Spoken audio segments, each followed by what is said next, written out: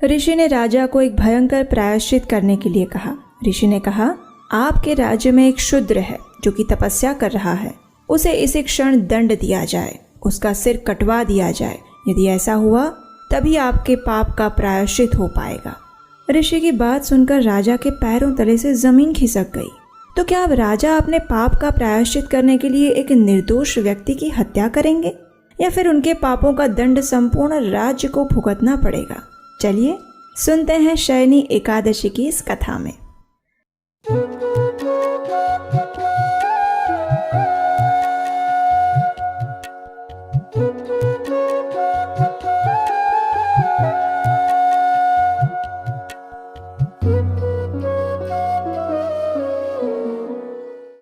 हरे कृष्णा।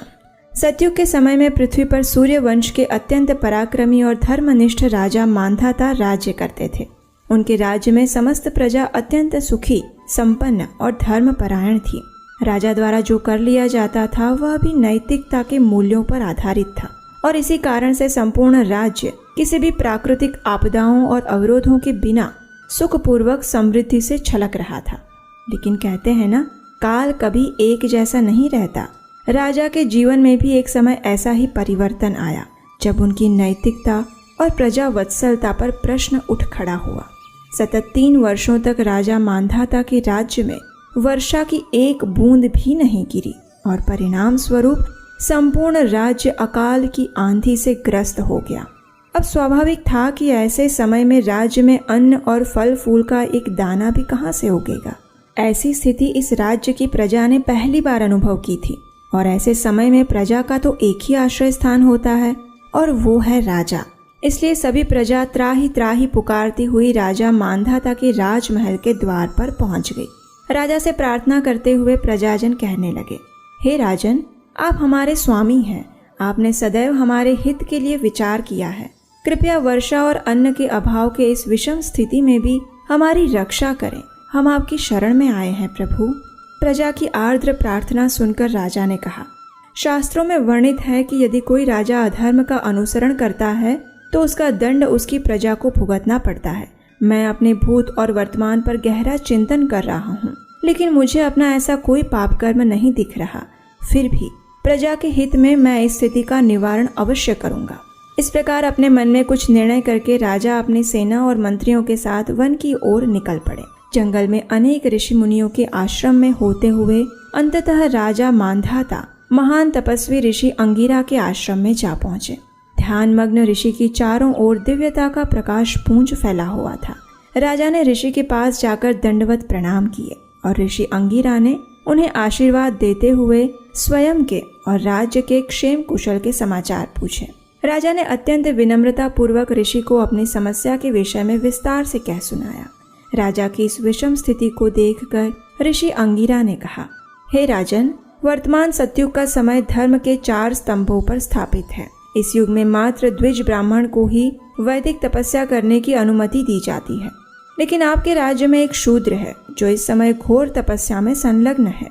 उसके इस आचरण के कारण ही तुम्हारे राज्य में वर्षा नहीं हो रही। इसलिए आप उस शूद्र को मृत्यु दंड दें, जिससे आपके राज्य में पुनः वर्षा और सुख समृद्धि का आगमन हो सके। ऋषि की बात सुनकर राजा ने दुखद वाणी में कहा, लेकिन ऋषिवर, मैं एक अपराध मुक्त तपस्वी को दंड कैसे दे सकता हूँ? नहीं, ये मुझसे नहीं होगा। कृपया आप मुझे कोई और मार्ग बताएं।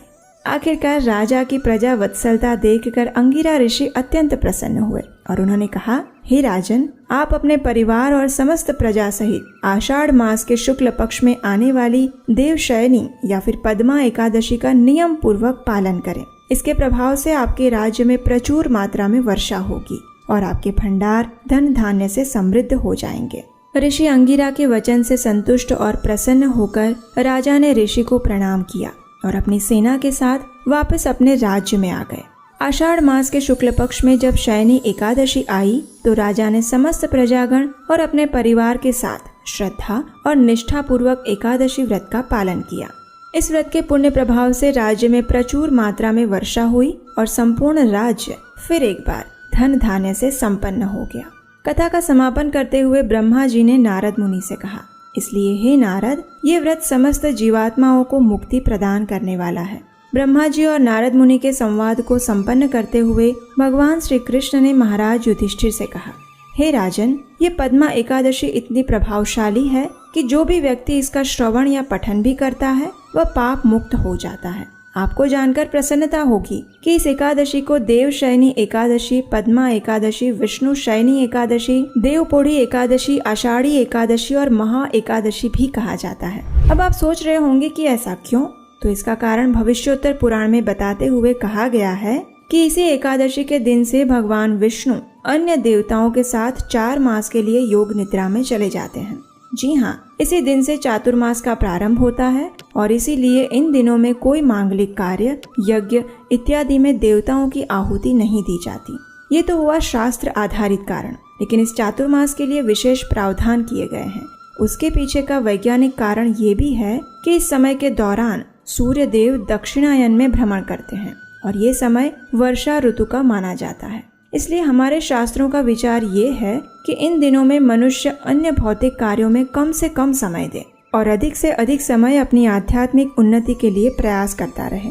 और आप जानते ही होंगे कि प्राचीन समय में सन्यासी और तपस्वी इस 4 मास के दौरान किसी भी स्थान पर भ्रमण नहीं करते थे और केवल एक स्थान पर रहकर अधिक से अधिक हरि कथा और हरि कीर्तन करते थे। इसलिए यदि आप भी अपनी भक्ति में प्रगति करना चाहते हैं तो ये समय आपके लिए सर्वोत्तम है। तो ये थी देवशयनी एकादशी की व्रत कथा।